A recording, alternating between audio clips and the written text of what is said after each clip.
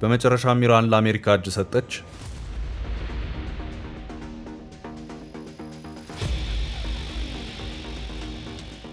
የኢራን ጠቅላይ መሪ አያቶላ አሊ ኾሜኒ አሜሪካ ኢራንን ካጠቃች አካባቢ ጦርነት ይነሳል ሲሉ አስጠንቅቀው ነበር። አሁን ግን ነገሮች እየተቀየሩ ነው። አሜሪካና ኢራን ከመዛዛት ሊተርፉ ጫፍ ላይ ደርሰዋል። ሆኖም ግን ብዙ ነገር ይቀረዋል። ኾሜኒ ጦርነትን የምንጀምር አይደለም፣ ሌላ ሀገር ማጥቃት አንፈልግም ብለዋል። ኢራን ጣቶቿ ቃታ ላይ መሆናቸውን በመግለጽ ከአሜሪካ ለሚፈጸምባት ጥቃት የአጸፋ ምላሽ እንደምትሰጥ ዝታለች።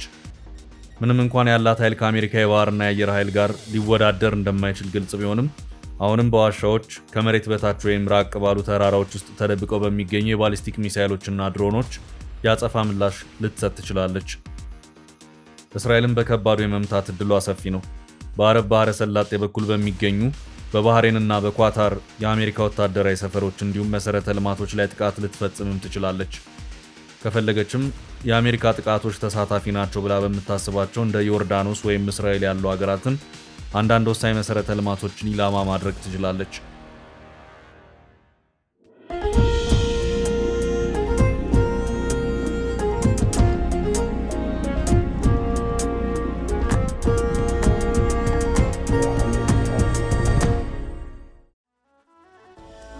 አንድ የአሜሪካ መርከበኛ በባህረ ሰላጤው በሚገኝ የጦር መርከብ ላይ ሆኖ ኢራን የተቀናጀ ጥቃት ትፈጽማለች የሚል ስጋት እንዳለው ገልጿል።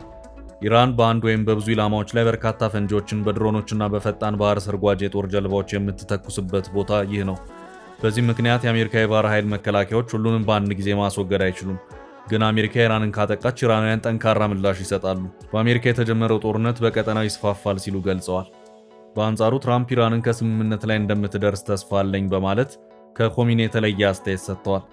በዚህም ተስፋ አደርጋለሁ ስምምነት ላይ እንደርሳለን፣ ከተስማማን ጥሩ ነው፣ ካልተስማማን የሚፈጠረውን እናያለን ያሉት። የኾሜኒና ትራምፕ አስተያየት የተሰማው የሁለቱ ሀገራት ባለስልጣናት ጦርነቱን ለማስቀረት በሚቻልበት ሁኔታ ላይ ውይይት እያደረጉ በሚገኙበት ወቅት ነው። አሁን ከስምምነት ላይ አልደረሱም፣ ነገር ግን ኢራን እጅ ለመስጠት የተዘጋጀች ትመስላለች እያሉ ነው። ብዙዎች ኢራን በሰው ልጆች ታሪክ ለመጀመሪያ ጊዜ ሆስፒታል ገንብታ ማከም የጀመረች፣ በአልጀብራ ቀመር ሂሳብ አስልታ ለዓለም ያስተማረች፣ ኬሚካል በማዋሃድ በጥበብ የተራቀቀች፣ በአርኪቴክቸር ሳይንስ እና ዲፕሎማሲ በመካከለኛው ምስራቅ አሃዱ ያለች፣ በጠቢባን ልጆቿ በቀጠናው ለመጀመሪያ ጊዜ ድሮን አምርታ ለገበያ ያቀረበች፣ የሴቶችን የመማር ነፃነት በመስጠት 70% ሴቶች በዲግሪ ደረጃ ያስመረቀች፣ ሴቶችን ማስተማርን ብዛም ባልሆነበት ቀጠና 25% የሀገሪቱን የኒኩሌር ሳይንቲስቶች ለሴት ልጆቿ የሰጠች፣ በፕላኔታችን በምዕራባውያን ማዕቀብ ብዛት ቀዳሚ ሆነች፣ የዓለም ፖለቲካ የወሬ ማጣፈጫ ሀገረ ኢራን በመጨረሻም እጅ ሰጠች።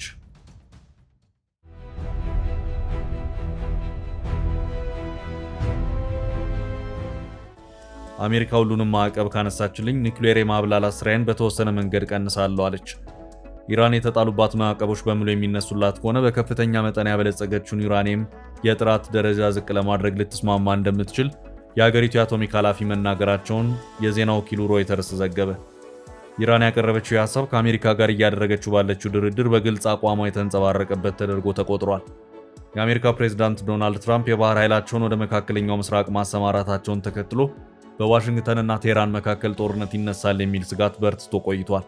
ይህ ስጋት ማየሉን ተከትሎም የአሜሪካና ኢራን ዲፕሎማቶች ካለፈው ሳምንት ጀምሮ በኦማን አደራዳሪዎች አማካይነት ኦማን ውስጥ ንግግር እያደረጉ ነው። የተባበሩት መንግስታት የኒውክሌር ተቋም ባለፈው ዓመት ይፋ ያደረገው ግምት እንደሚያሳየው ኢራን ከ400 ኪሎ ግራም በላይ የሆነ ዩራኒየም አከማችታለች። የኢራን ዩራኒየም እስከ 60% የሚደርስ የጥራት ደረጃ እንዳለውም ተገልጿል። ዩራኒየም ለጦር መሳሪያነት ደረጃ ደርሷል የሚባለው 90% ጥራት ሲኖረው ሲሆን የኢራን ክምችት እዚህ ላይ ለመድረስ አንድ እርምጃ ብቻ የቀረው እንደሆነም ተቋሙ አስታውቋል። ባለፈው ዓመት የኢራን የኒውክሌር ጣቢያዎች ላይ አየር ድብደባ የፈጸመችው አሜሪካ ይህን የዩራኒየም ክምችት እንድትተው ፈልጋለች። የኢራን የአቶሚክ ኢነርጂ ድርጅት ኃላፊ መሐመድ ኢስላሚ 60 በመቶ የበለጸገውን ዩራኒየም የመበረዝ ወይም ዳይሉቲንግ አማራጭ በምላሹ የተጣሉብን ሁሉም ማዕቀቦች ይነሳሉ ወይስ አይነሱም በሚለው ላይ የተመሰረተ ነው ብለዋል።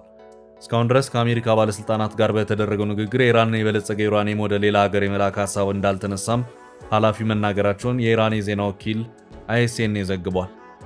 ይህ በእንዲህ እንዳለ የኢራን ጠቅላይ መሪ አያቶላ አሊ ኾሜኒ የቅርብ አማካሪና የብሔራዊ ደህንነት ምክር ቤት ጸሐፊ የሆኑት አሊ ላሪጃኒ ከአሜሪካ ጋር ድርድር እየተደረገባት ወዳለችው ኦማን እንደሚጓዙ ተዘግቧል።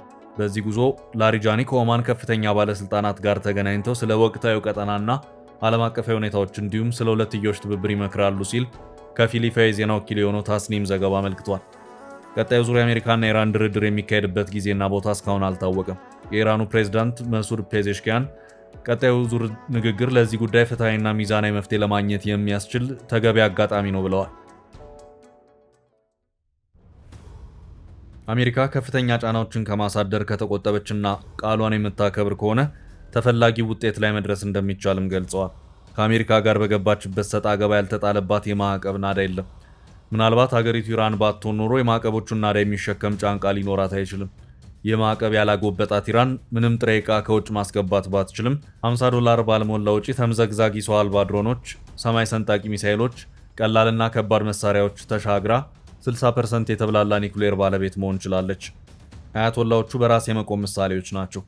90% የመኪናውን ክፍል በራሷ የምትሰራቸው የትራንስፖርት ሞተርና የግል ኢራን ኮድሮ ሳይፓ ፋርስ ኮድሮ የመኪና ብራንዶችን በዓመት 1 ሚሊዮን መኪኖች አምርታ ትሸጣለች። ሀገሪቱ ትላንቷን አጥብቃ ትወዳለች። ዋና ከተማዋ ታሪክን ከባህል ዘመናዊነትን ከፖለቲካ ጋር ያጣመረች ከተማ ናት። ከነዚህ መካከል የከተማዋ እምብርትና የሀገሪቱ የርቀት ስሌት 00 ተብሎ የሚጀመርበት የፋርስን ስልጣኔ ለማስታወስ የተገነባው አዛዲ ታወር የዓለማችን 6ኛው ረጅሙ ታወር ሚላት ታወርን ጨምሮ ማንነቷን ገላጭ አርኪቴክቸር ውጤቶች፣ ከ400 ዓመታት በላይ ዕድሜ ያለው የግራንድ ባዛር ዛሬም በድምቀት የፋርስ ምንጣፎችን፣ የአገር በቀል ምርቶች ይሸጡበታል። ከ60 በላይ ዩኒቨርሲቲዎች መገኛ የሆነችው ቴህራን በመካከለኛው ትልቅ እንደሆነ የሚነገርለት ሜትሮ ዘመናዊ ትራንስፖርት በከረሜላ መግዣ ዋጋ ለህዝብ አገልግሎት ይሰጣል። የዱባይን ዱባይ ሞል የቻይናውን ሳውዝ ቻይና ሞል በመብለጥ የዓለማችን ትልቁ የገበያ ሞል በኢራን ይገኛል። 2 ሚሊዮን ካሬ ይሰፋል። በቴህራን የፐርሺያን ስልጣኔ 2050 ዓመት መታሰቢያ ባከበረችበት ወቅት በ24 ዓመት የዩኒቨርሲቲ ተማሪ ንድፎ የተሰራ የነፃነት ሐውልት የከተማዋ ግርማ ነው። በየቀኑ 5 ሚሊዮን ተሳፋሪዎች የሚያስተናግደው ዘመናዊ ምድር ውስጥ ባቡርና ሜትሮ አገልግሎት በመስጠት ከጎረቤቶቿ ትለያለች። ከቴህራን ወጣ ስንል ደግሞ የኢራንን መንፈሳዊ ከተማ ማሻድን እናገኘዋለን። በዓመት 25 ሚሊዮን ጎብኚዎችን የምታስተናግድ ከምድራችን ትላልቅ የእምነት ስፍራዎች አንዱ የሆነውን መስጊድ የያዘች በሺህ አማኞች ቅድስት የተባለች ከተማ ናት። ኢስፋሃን ደግሞ የሃይማኖት መቻቻል የሚታይባት የአይሁዶች ቤተ እምነት፣ የክርስቲያን አብያተ ክርስቲያናት መሳጅዶች ጎን ለጎን የሚገኙባት ዩኔስኮ በቅርስነት የመዘገባት ከተማ ናት። የአያቶላዎቹ ሀገር በሀገርነት 1000 ዓመት የሚለውን ቁጥር ከሚያውቁ ጥቂቶች አንዷ ከጫካ ወጥቶ ቤት ቀልሶ መኖር የጀመረባት የመንግስታዊ ስርዓት አስተዳደር በመስኖ ማረስ ከቃል አልፎ በጽሑፍ መግባባት መነሻው ከዚሁ ነው።